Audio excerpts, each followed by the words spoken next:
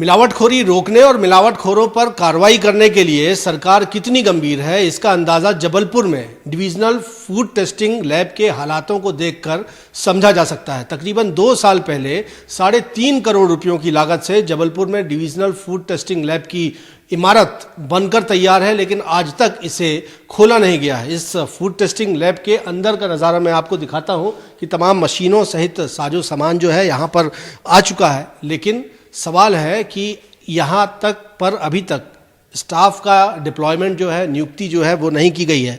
इसके चलते ये फूड टेस्टिंग लैब जो है वो खोली नहीं जा चुकी है और ऐसे में सीधे तौर पर इसका असर फूड सैंपल जल्दी रिपोर्ट ना मिल पाने की वजह से समझा जा सकता है। दरअसल इस लैब को इसीलिए ही खोला गया था ताकि जब कोई अमानक खाद्य सामग्री का सैंपल होता है उसका रिपोर्ट जल्द से जल्द मिल जाए। अब तक ये रिपोर्ट जो है या तो भोपाल भेजी जाती है या बड़े शहरों में भेजी जाती है और सैंपल की रिपोर्ट आने में देर लगती है। यही वजह है कि अक्सर मिलावटखोर कार्रवाई से बच जाते हैं और जब तक रिपोर्ट आती है तब तक वो अमानक खाद्य सामग्री जो होती है अक्सर कई बार कंज्यूम भी हो जाती है। यही वजह है कि कमलनाथ सरकार में साल 2019 में इस डिविजनल फूड टेस्टिंग लैब का भूमि पूजन किया गया था और उसके बाद 2021 में ये लैब पूरी तरह बनकर तैयार हो गई। लेकिन आप हालात देखिए कि तमाम साजो सामान यहाँ पर रखे हुए हैं, मशीनें आकर रखी हुई हैं, लेकिन स्टाफ की नियुक्ति आज तक नहीं हुई है, जिससे यहाँ इसे अब तक शुरू नहीं किया गया है।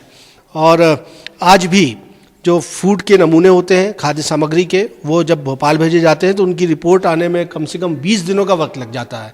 20 दिन से 3 माह तक का भी वक्त लग जाता है। लेकिन और इसमें जो देरी होती है उसका फ़ायदा कहीं ना कहीं अपरोक्ष रूप से या परोक्ष रूप से तमाम ऐसे मिलावटखोरों को मिल जाता है। लेकिन अभी तक ये फूड टेस्टिंग लैब शुरू नहीं हो पाया है। अधिकारी ऐसा कहते हैं कि जल्द ही यहाँ पर स्टाफ की नियुक्ति होगी और इस लैब को खोला जाएगा। वो भी प्रक्रिया चल रही है, लगातार काम जारी है वहाँ पे और मशीनरी भी आना शुरू हो गई है, एपरेटस आने शुरू हो गए हैं, उनका इंस्टॉलमेंट धीरे धीरे शुरू हुआ और जल्दी ही अपन को खुशखबरी मिलेगी कि हमने स्टार्ट कर दिया है। सिर्फ विलम्ब की वजह क्या है, क्योंकि 2022 में बन के तैयार हो? अब वो तो वरिष्ठ कार्यालय ही बता सकता है।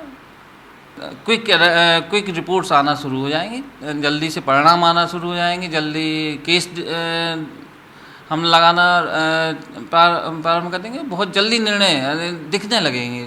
डाटा जो अभी रिपोर्ट्स के कारण थोड़ा सा लेट अपन को इम्प्रूवमेंट समझ में आता है, वो दिखने लगेगा। लेकिन देखने लायक बात होगी कि सरकार कितनी गंभीरता से इस पूरे मसले को लेती है, कब तक स्टाफ मिलता है और इतनी बड़ी सौगात जो जबलपुर को मिली हुई थी वो कब तक वो रनिंग कंडीशन में आ पाती है, कब तक इस लैब को खोला जाता है। कैमरामैन सतीश सराठे के साथ विजेंद्र पांडे, IBC 24 जबलपुर।